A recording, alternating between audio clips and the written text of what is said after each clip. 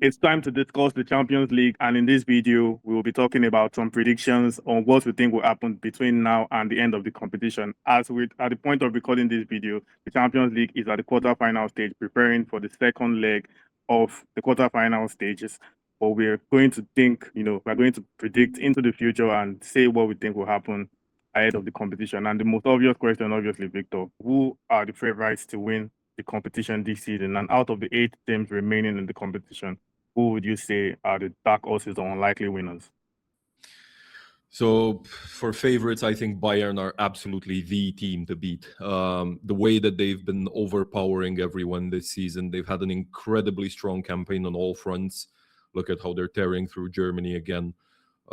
They might not be world class in defense at all times, but they score by the cartful, and that obviously offsets whatever they might let in. If you look at their attack, the numbers are just unreal. The goal contributions from Kane, from Diaz, from Olise.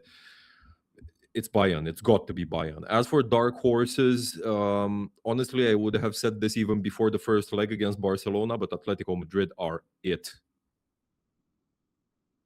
Interesting. Max, your answer to that question?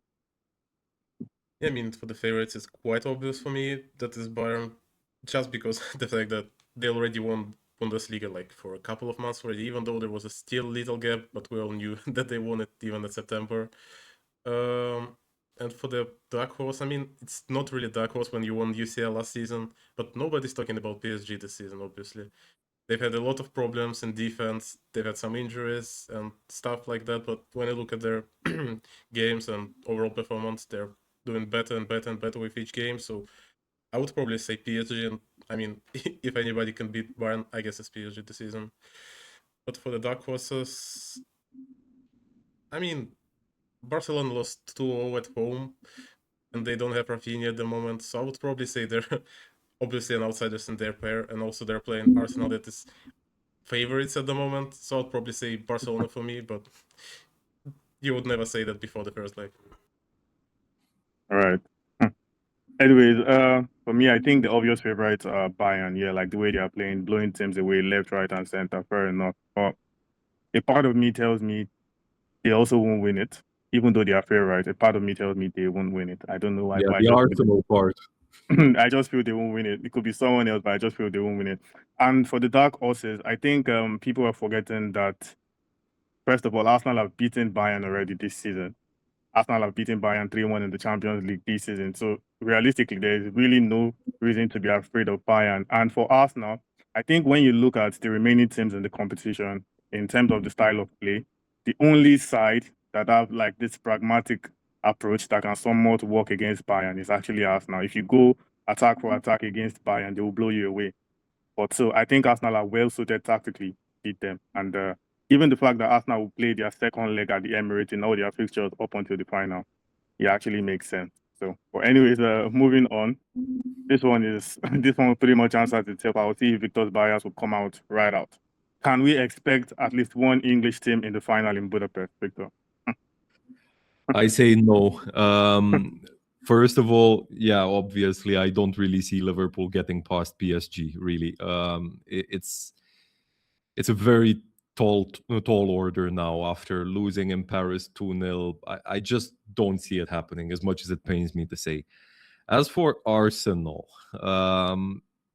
yes, they are going to go past Sporting. I fully expect that. But I'm also quite sure Atletico Madrid are knocking them out in the semis. Arsenal are not making the final again. Okay. Yeah, Max, your answer to that one. I would not like to say that, but probably yes. I feel like Arsenal is making the final, just because I still believe that Barcelona gonna come back against Atletico, and the play style of Barcelona will never help them winning against Arsenal. I mean, if Atletico makes the semis, there's pretty much 50-50 between these two, but if Barcelona makes it, I'd say it's like 80-20 for Arsenal, just because Barcelona is always targeting the attack and they never come back for the defense. I mean, look at their games. They concede 3 against like teams like Girona and Mallorca. If Arsenal catches up against them, they're not conceding more than 1 or 2, and they definitely punish them. So I'd probably say yes, Arsenal makes it. Liverpool obviously not. Fair enough. I don't see Liverpool even getting past PSG, talk less of making the final. Even if they get past PSG, would they get past the winner of Bayern and Madrid? No chance for Liverpool, unfortunately. But for Arsenal, I do agree with Max that Barca would be easier for Arsenal to beat than Atletico. But unfortunately, I don't see Barca making a comeback. So I think it's Arsenal Atletico for the semis. And it's a 50-50 game, just like Max said. But I still think Arsenal will make the final. I still think so. And not because I'm a fan, but logically, You I hope think so. they should make the final. And anyways, on the final note, I think this one is self-explanatory though, or maybe not. Who do you think finishes as the competition's top scorer, Victor, and also this season's MVP? For top scorer, I think we're going to see a tie. Harry Kane and Kylian Mbappe. Kane is on 11 now, Mbappe on 14. I don't think Madrid are making it past, and I kind of doubt Mbappe finds the net again. So that gives Harry Kane 4 games to score 3 more. I think it's more than doable. As for MVP, Michael Olise, absolutely. He has been stellar, not just in the Bundesliga, but in the Champions League. He's been lighting it up. He has been just relentless. Max, your answer to that one?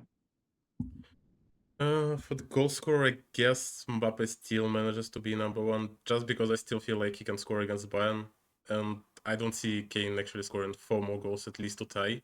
So I'd probably say Mbappe, but for the MVP, I would go with Kane actually, because Olise was great in Bundesliga and also in the group stage, but in the playoffs, he's not showing the same resilience actually at the moment. I mean, yeah, last game he was decent, but he's not that stable as Kane that is showing Ballon d'Or style and level.